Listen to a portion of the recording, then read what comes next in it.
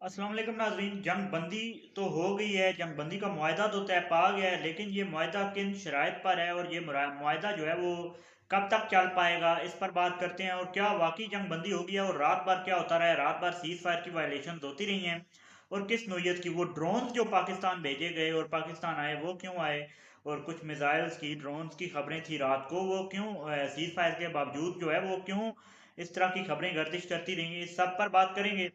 सबसे पहले चैनल को सब्सक्राइब कर लीजिए, वीडियो को लाइक कर लीजिए और वीडियो को आखिर तक देखिएगा। बात करते चलते हैं कि सीज फायर की वायलेशन जो है वो हो रही हैं। सीज फायर तो हो गया, कल शाम 4:30 बजे से सीज फायर जो है वो लागू हुआ पाकिस्तान और भारत के ऊपर, लेकिन फिर से जो है वो सीज फायर की वायलेशन रात को होना शुरू हो गई। और वो सीज फायर की वायलेशन जो है वो ज़्यादातर सुनने में ये आ रहा है कि एलओसी पर हुई, लेकिन सियालकोट और बावलपुर जो सेक्टर है उस पर भी सुनने में आ रहा था, लेकिन वो खबरें जो है वो कंफर्म नहीं है। लेकिन एलओसी पर कंफर्म जो है वो सीज फायर की वायलेशन होती रही रात भर। और वो भारत जो है वो मुतअद्दिद इल्ज़ाम जो है वो पाकिस्तान के ऊपर लगा रहा है और भारत के इल्ज़ाम कह रहे हैं कि पाकिस्तान जो है वो सीज फायर की वायलेशन कर रहा है और पाकिस्तान की जानिब से भारी गोला बारूद यूज़ किया जा रहा है, ये किया जा रहा है। भारत ने तो एक अपनी बेस के ऊपर एसएसजी का जो है वो ऑपरेशन भी बना के पेश कर दिया, और क्या ये भी एक फॉल्स फ्लैग ऑपरेशन है और ये इसमें क्या होगा। अब भारत जो है वो अपनी मक्कारी पर अभी भी कायम है, लेकिन ये सीज फायर जो है वो बगैर किसी शर्त के ऊपर जो है वो रखी गई है और ये सीज फायर बगैर किसी शर्त के ऊपर हुई है। लेकिन अभी शराइत जो है वो नहीं है, इसलिए सीज फायर को हतमी नहीं किया जा सकता क्योंकि इमीडिएट सीज फायर कर दिया गया दोनों जानब से। अभी 12 मई को जो है कल तकरीबन फ्लैग मीटिंग होगी एक फौज दोनों मुल्कों की फौजों के दरमियान। उसके बाद जो है वो सियासी राब्ते होंगे। अभी तक सिंध ताश मुआहदे के ऊपर भी जो है वो बातचीत होनी है। अभी सिंध ताश मुआहदा भी इंडिया की तरफ से मुअत्तल ही है, लेकिन वो सिंध ताश मुआहदा उन्हें बहाल करना पड़ेगा। पाकिस्तान ने सब्र तहम्मुल का मुजाहरा किया आप लोगों के सामने, क्योंकि सिंध ताश मुआहदा इंडिया ने मुअत्तल कर रखा था। पाकिस्तान ने जो 10 मई को अपने तमाम तर जो अटैक्स किए, उनमें निशाना जो था वो उनके वाटर सप्लाई और उस तरह के जो वाटर रिजर्व थे वो भी हो सकते थे, लेकिन पाकिस्तान ने उनकी सिर्फ फौज को और उनकी मिलिट्री को निशाना बनाया। लेकिन अभी जो है वो सिंध ताश मुआहदा अभी बाकी है और देखते हैं कि सिंध ताश मुआहदा बहाल हो पाता है या नहीं हो पाता। सिंध ताश मुआहदा अगर बहाल ना हुआ तो कशीदगी तो कायम रहेगी, लेकिन जंग भी अभी रुकी नहीं है, जंग के अभी बादल टले नहीं है, जंग अभी हो सकती है।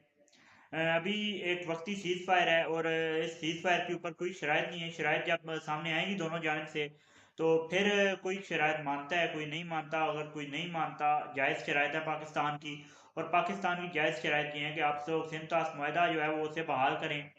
और जाहिर है ये शर्त तो सबसे पहले पाकिस्तान को रखनी चाहिए। लेकिन फ़ज़ा में बर्तरी जो है पाकिस्तान की वो साबित हो गई है। दुनिया ने माना फ़ज़ा में पाकिस्तान की बर्तरी को और दुनिया जो है वो मान रही है इस बर्तरी को।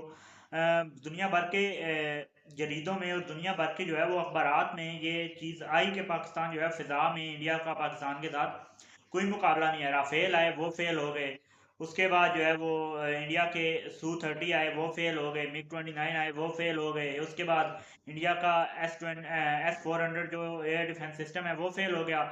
अब जिन मुल्कों के ये सिस्टम थे, रूस का असला, फ्रांस का असला, इसराइली असला, ये तमाम तरह जो हैं हथियार वो फेल हुए।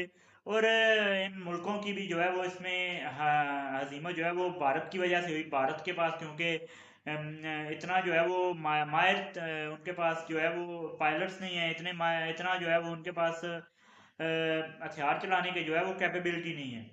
तो हथियार तो अच्छे हैं ज़ाहिर है, जो इन मुल्कों ने बनाए हैं, मंजे हुए हथियार हैं और ये जो है वो दुनिया में अपना लोहा मनवा चुके हैं हथियार।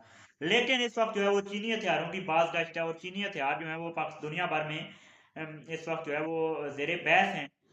इसके अलावा एक और बात ये है कि पाकिस्तान में खबरें आ रही हैं कि पाकिस्तान एयरफोर्स जो कि पहले ही डोमिनेंट है, और ये दो और त्यारे पाकिस्तान एयरफोर्स को मिलने की खबरें हैं। अभी तक जो है मुसद्दका खबर तो नहीं है, लेकिन ये खबरें हैं कि पाकिस्तान एयरफोर्स जो है J-20 और कान फाइटर जेट जो 5th जनरेशन वारफेयर है, स्टेल्थ एयरक्राफ्ट हैं, जो कि भारत में घुस के आसानी भारत को जो है वो निशाना बना सकते हैं या किसी भी मुल्क में घुस सकते हैं। और उनको जो है वो रडार कैच नहीं कर सकते और बड़े जदीद तरीन हथियार हैं, उससे ज़्यादा जदीद हथियार नहीं है। तो वो हथियार पाकिस्तान जो है वो ले रहा है, वो फाइटर जेट्स जो है वो लेने की इतलात हैं।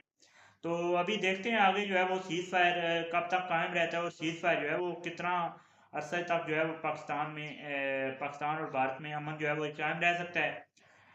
मज़ीद भी इस पर बात करेंगे अगली वीडियो में, और मज़ीद जो है पाकिस्तान को अब आगे क्या स्टेप्स लेने चाहिए, क्योंकि हमने मक्कारी तो देख लिया दुश्मन की मक्कारी से बचने के लिए पाकिस्तान को मज़ीद क्या करना है, इस पर भी बात करेंगे अगले आने वाले व्लॉग्स में। फ़िलहाल के लिए चैनल को सब्सक्राइब कर लीजिए, और वीडियो अगर पसंद आई है तो वीडियो को ज़रूर लाइक कीजिए। मुझे दीजिए इजाज़त। अल्लाह हाफ़िज़ नासिर।